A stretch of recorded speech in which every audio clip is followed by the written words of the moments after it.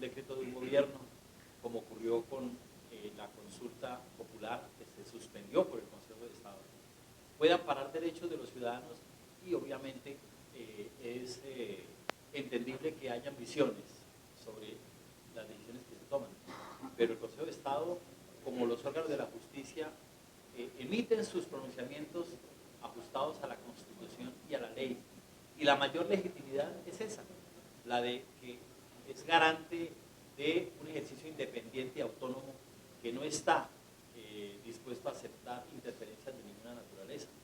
De manera que este es un patrimonio que tiene la nación colombiana de más de 200 años de existencia, y por eso nos parece que esta institución viene haciendo un papel fundamental de mantener el Estado de Derecho en este país.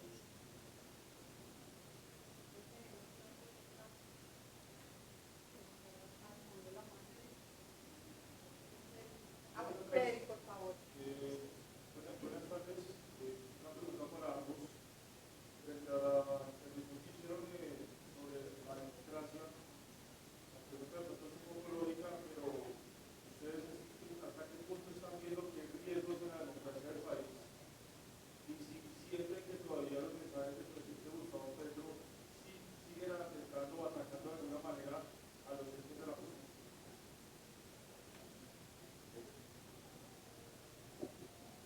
La democracia también se fortalece cuando las instituciones se protegen y funcionan.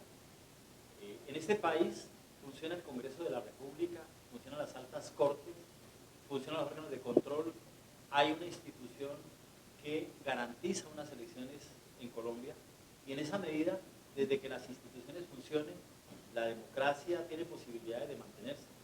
Otra cosa es que se desprecie las instituciones cuando no se avienen a una agenda política, o cuando las decisiones de los jueces se descalifican simplemente por considerarse que hay obstrucción a una agenda de gobierno. El disenso en una democracia es fundamental, y nosotros somos garantes también del disenso. Tenemos el deber de garantizar que haya opiniones diversas sobre el modelo de Estado. El juez no está para atender una agenda que convoque opiniones de origen partidista o una visión que comprometa intereses subalternos. Los jueces estamos estrictamente para acatar y hacer respetar la Constitución y la ley. Esta democracia sigue vigente, y lo más importante es que en medio de un ejercicio donde ha habido tensiones naturales por los estilos de gobierno y las tensiones con los empresarios, con la prensa, con las cortes, entendemos que se mantiene intacta la institucionalidad hasta la fecha. ¿Se ha sentido la Corte Constitucional a medida de la crítica que hace el presidente Gustavo Petro intimidado por el gobierno? Nadie. Mire, lo hemos repetido insistentemente, que en una democracia es ilícito, permitido expresar el disenso, expresar opiniones distintas, expresar pensamientos diferentes de los que tienen los demás. Eso es legítimo. Lo que no está bien en el escenario democrático es expresar opiniones distintas de manera contraria a como el ordenamiento legal lo tiene diseñado. El ordenamiento legal dice cómo se deben expresar las opiniones y cómo se pueden hacer. Y dice cuál es el procedimiento, cuáles son los canales y cuáles son los cauces. Y dice cuál es la forma. De manera que si cualquier ciudadano quiere expresar su idea, está legítimamente autorizado, pero debe observar una forma, es decir, no agresión, no violencia, no incursión en el miedo, no incursión en ningún sentimiento diferente a la posibilidad de la expresión de la idea. Pero además debe expresarlo por los canales legalmente establecidos. Solo por poner un ejemplo, si una decisión judicial inquieta, pues ante ella hay la posibilidad de la impugnación. hay la posibilidad de la discusión, de los recursos, la posibilidad del debate. Eso es legítimo y el ordenamiento legal nuestro lo permite, pero por esos senderos. Magistrados, esta pregunta para los dos. Se han hecho públicas denuncias sobre la fiscal general que aparentemente ya está interviniendo en procesos, que se están vendiendo procesos en la fiscalía. ¿Qué opinión le merece a los dos? Bueno, esa circunstancia que señala el periodista, por supuesto, que inquieta a la ciudadanía. El baluarte fundamental de la justicia es la confianza pública. Y yo creo que cualquier señalamiento que se haga a un magistrado o a la fiscal general de la Nación impone la necesidad siempre de dar las explicaciones necesarias para efectos de que la ciudadanía quede tranquila, que las indicaciones que se hacen o los señalamientos no corresponden a la realidad. Entendemos que siempre habrá descalificaciones, repito, a nuestra labor, fundada básicamente en el hecho de que las decisiones de los jueces no están para ser aplaudidas socialmente, porque si así fuera, estaríamos nosotros agenciando unos derechos en función del beneplácito social, y esa no es la labor nuestra. Si hay algún hierro, si hay alguna equivocación, si hay conductas delictivas, por supuesto que deben denunciarse con las pruebas, y el país ha reaccionado cuando algún magistrado de alta corte o algún juez de la República a cualquier nivel ha sido sindicado por un acontecer o un actuar contrario a la ley. Sí, es lo mismo que venimos reiterando. Cualquier ciudadano tiene derecho a expresar opiniones y posturas distintas de las normales que los demás tienen, pero debe hacerlo por canales especiales que están diseñados. En el caso concreto, si hay inquietudes frente al comportamiento de un funcionario público, pues lo normal, lo que legalmente está señalado, es acudir a los organismos receptores de la debida denuncia e investigadores de los hechos, que serán los que tendrán la última palabra al final para decidir, para definir y para aclararle al país la circunstancia que a alguien inquieta. En esta perspectiva, cambios en algunos conceptos como de gobierno de transición, que se lo interpreta, cómo lo Yo no creo que podamos hablar en la situación que tenemos hoy de eventuales gobiernos de transición. La democracia y nuestra constitución, que es democrática, garantizan la alternancia en el ejercicio del poder y una alternancia ordenada legalmente. Es decir, hay unos cronogramas diseñados por la ley, esos no son cronogramas inventados, son diseñados por la ley que dicen en tal época tendrá que haber elecciones, en tal época deberán posesionarse los nuevos funcionarios, en tal época sucederá tal cosa, y eso es el elemento esencial de la democracia. Si permitiéramos que esos calendarios se cambiaran, si permitiéramos la ausencia o el vacío eventual del ejercicio de funciones públicas, estaríamos lesionando la democracia, y estaríamos lesionando la sociedad, y estaríamos lesionando al país entero.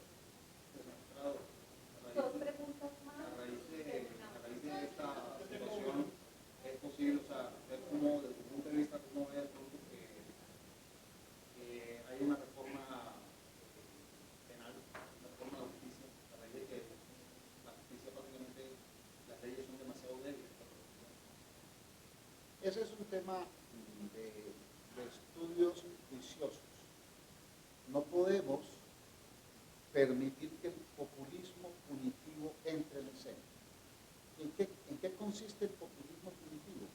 En aquella idea de que ante cualquier manifestación delictiva se dupliquen o se maximicen, teóricamente por lo menos, las penas.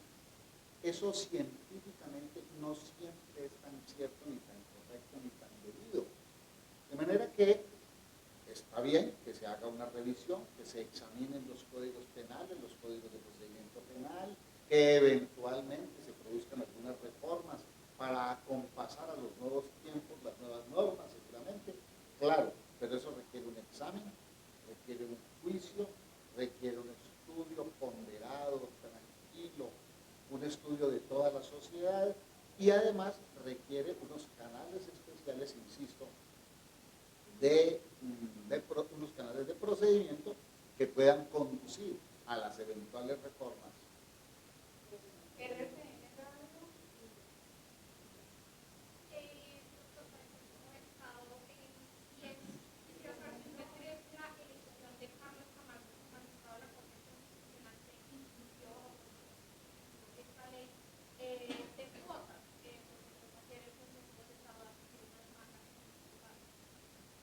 Ese es un tema que está en este momento en el Consejo de Estado, en la sección a la cual pertenezco, de la cual no puedo dar ninguna opinión.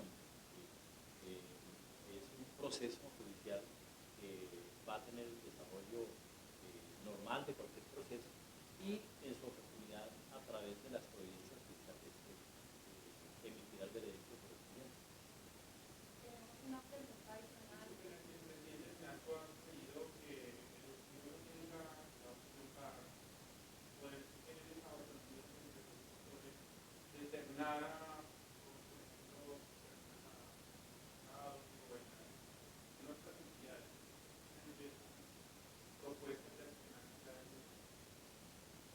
Eternar, no lo entendí. Es que habla de exceso de presidencialismo.